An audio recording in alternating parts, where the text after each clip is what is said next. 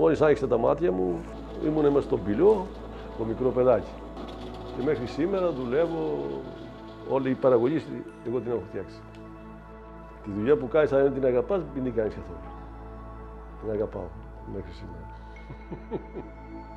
Τώρα πρέπει να το ζωγραφίσουνε, να ψηθεί, να βγει από το φούρνο, μπισκούι λέγεται αυτό, να ξεκαμινιστεί, να το γυαλώσεις, να το ξαναψήσεις και μετά είναι έτοιμο. Εδώ είμαι για το μαγαζί. Τα έξω ξεχνιούνται. Τέρμα. 7 χρονών έκανα σταμνάκι. Ακόμα μαθαίνω. Ακόμα μαθαίνω.